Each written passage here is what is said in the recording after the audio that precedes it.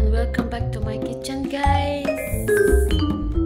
Let's see the time, guys. It's already 8:35 in the morning here in Kuwait, guys. So start na tayo pong magluto at naggulay na po ako sa aming garden at magluluto tayo, guys, ng tinolang manok na may mga gulay-gulay, guys. So let's see, guys. I will show you kung ano-ano yung mga gulay ko, guys, na ilalagay ko sa aking tinola. Ito, guys, ay isang ilukha ng tinola, guys. So let's go. So guys, mayroon akong dahon ng ampalaya dito, guys. Meron din akong spring onions and meron din po akong carrots, guys. Ito yung luya ko at ito po yung garlic ko, guys. Konti lang and isa lang po na potato, guys. And then meron din po akong hinarvest na tatlong guys, Ilocano nito, guys, is kabatite and Tagalog niya is patola. So I have also chili, guys. Hinarvest ko din po sa aming garden. At meron din po akong zucchini dyan, guys. So let's start na, guys. I-prepare na po natin yung mga gagamitin. At yung chicken ko, guys, andun naka-frozen. Binabad ko po siya ng tubig para po maalis yung ice niya, guys. So let's start na, guys.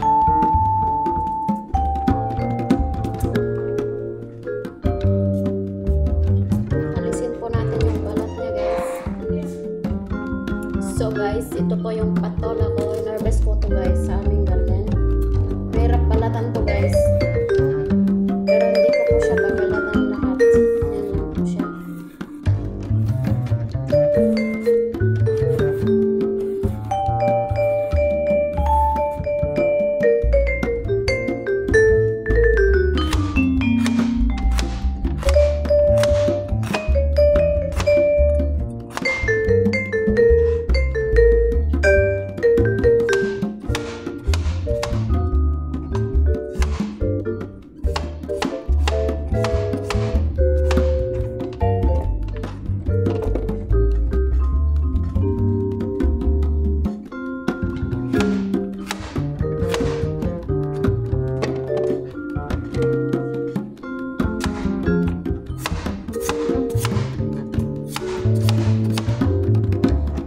So, ito na po yung chicken ko, guys. And then, meron din po akong dahon ng ampalaya dyan, guys. Hinarvest ko sa aming garden. At ito po yung mga niniwa-hiwa kong gulay, guys. Ayan.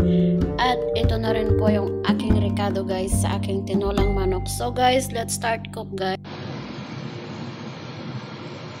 Kunti lang po yung oil natin, guys. Yan. Okay na po yan.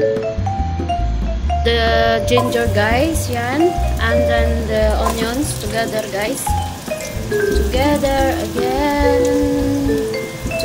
again, guys, with the onions and ginger.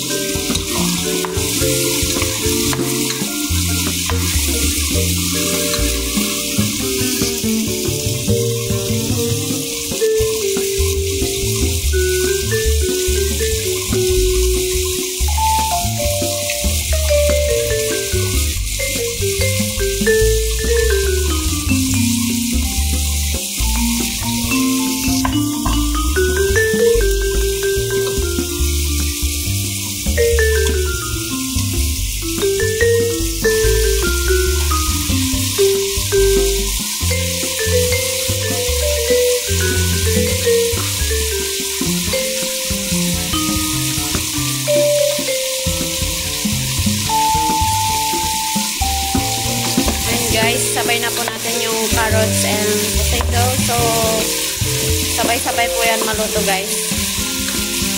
Lalambot.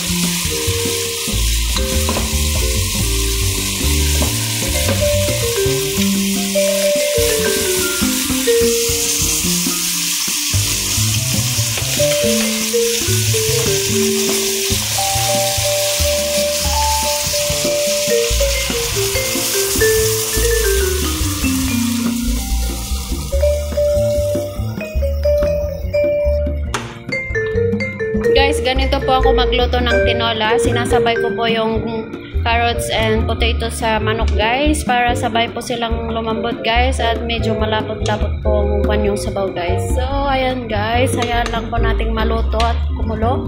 Takpan muna natin guys. Tcharan!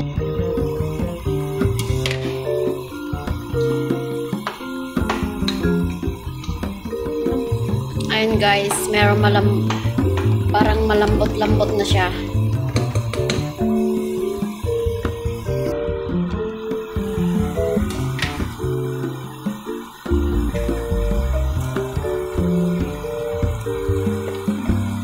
Lagay na natin yung patola guys and then yung zucchini. Madali lang po maluto to guys. Mabilisang luto lang to guys, patola. Ito guys ay Ilocanong tinola guys. Manok na may patola. Ayan na siya guys, nag-green na yung mga gulay niya guys. And then ihuhuli po natin tong ampalaya guys dahil madali lang pong maluto yan. Ayan, takpan muna natin guys para kumulo.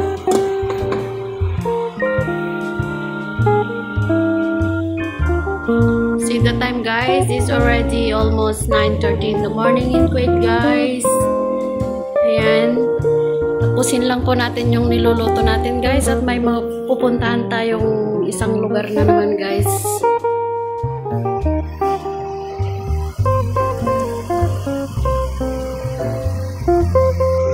Let's see guys kung luto na dahil madali lang po maluto yung patola guys. I think luto na siya guys and then pwede na po ilagay yung ampalayang mapait guys kasing pait ko to guys. Ayan, oh my god, masarap to guys. Kahit wala po tayo sa Pilipinas, pwede po tayo magluto ng ganito guys. Same Philippine cooking guys. Ayan. Diyan lang sa gilid yung ampalaya guys. Huwag na nating scramble sa mga gulay-gulay na iba guys. Ayan. Hindi ako nagtitikim ng luto ko guys kung ano po yung nilalagay kong mga rekado. Yun na lang guys. So ayan na po, luto na siya guys. At yung ampalaya guys is maluluto na lang siya guys dahil mainit po yung sabaw niya. So pwede na po nating patayin guys.